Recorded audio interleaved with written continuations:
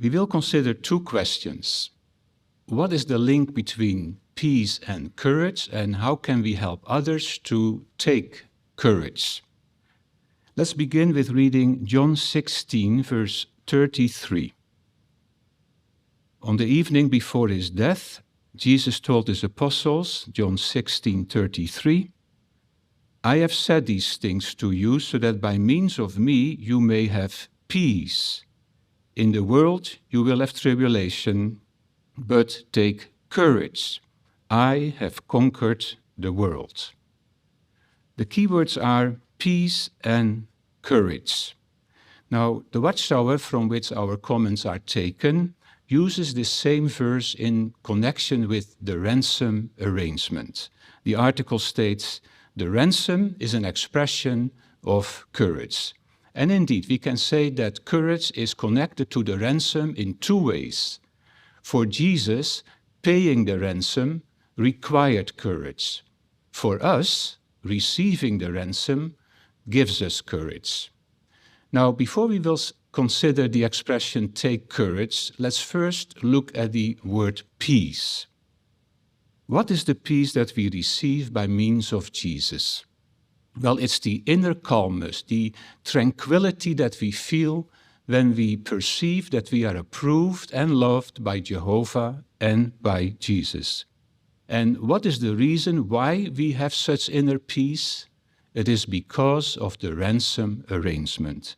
The ransom makes it possible for us to be reconciled to God, to be brought back in a relationship with Jehovah. Now, what results from having peace? Well, look at John 14, verse 27. Earlier that same evening, Jesus told his apostles, I leave you peace, I give you my peace. Do not let your hearts be troubled, nor let them shrink out of fear. So, the peace of God that we receive by means of Jesus prevents our heart from shrinking out of fear. In other words, having peace will give us courage. Now, to illustrate the link between peace and courage, think of a flower. Let's say a tulip. A tulip has a bulb and a flower. Let's compare the bulb with peace and the flower with courage.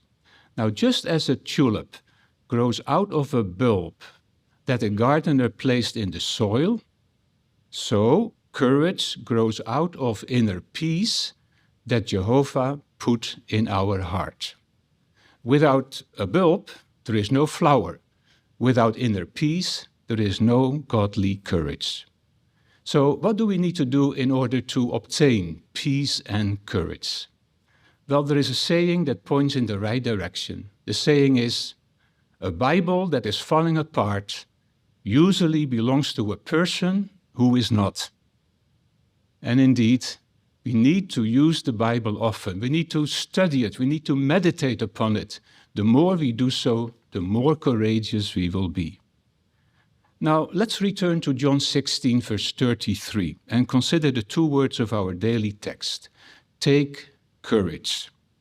What is the meaning? Well, take courage has the same meaning as take heart.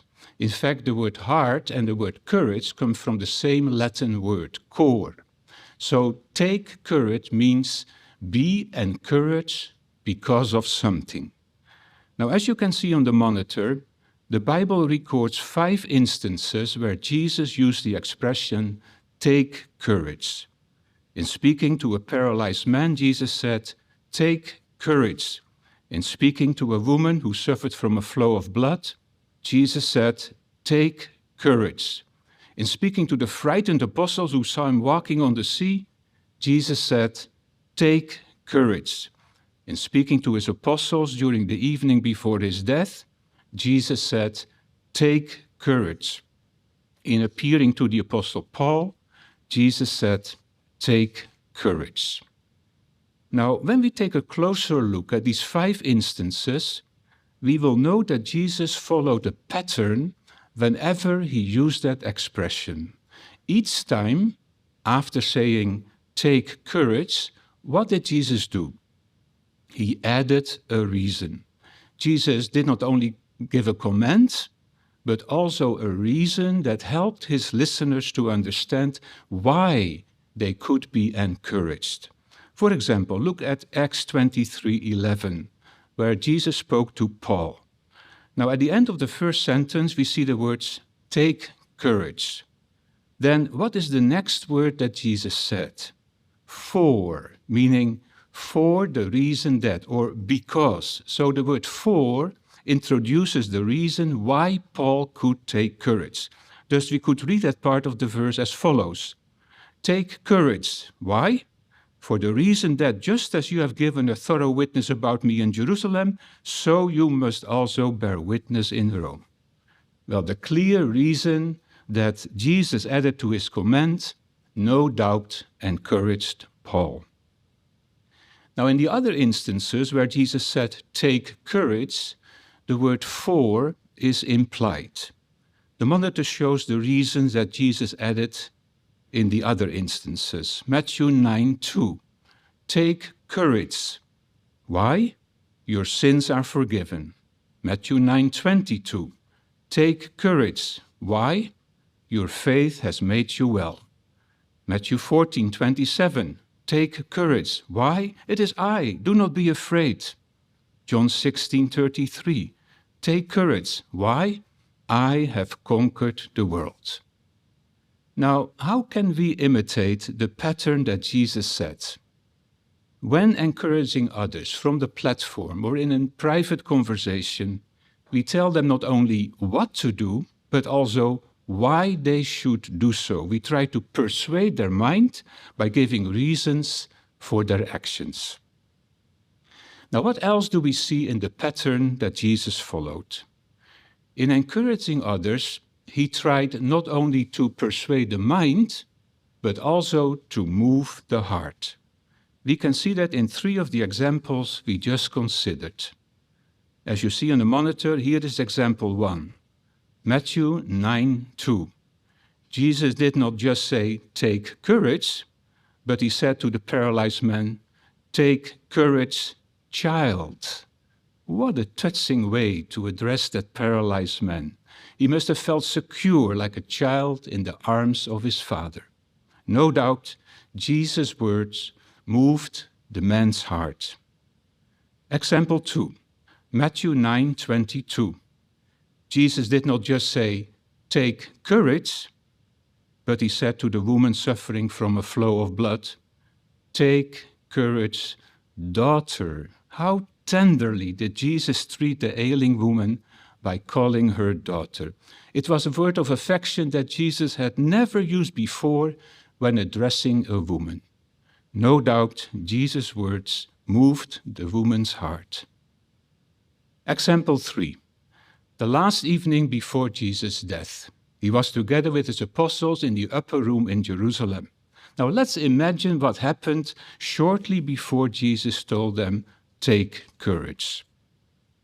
After instituting the memorial, Jesus looked around at his 11 faithful friends. There they were. Peter.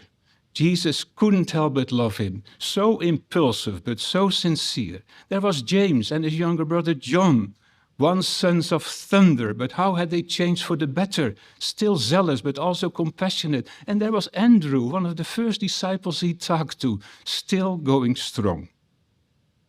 As Jesus looked from face to face, a feeling of deep affection must have welled up in him. At that moment, he felt so close to them that he was moved to address them in a way he had never addressed them before. He called them little children. No doubt, Jesus' words moved the heart of the apostles. Shortly thereafter, he told them, take courage. Now, what lesson do we learn from Jesus in these 3 examples? As we try to encourage others in the congregation, at Bethel, or in other locations where we serve, we want to convey to them our warm and sincere feelings of friendship. We want to move their heart. So, what are the 2 main points of our brief discussion? We have challenges, we have trials, but because of having peace, we can be courageous. And when encouraging others, we try to persuade their mind and move their heart as we tell them, "Take courage, my friend, for Jehovah is our helper."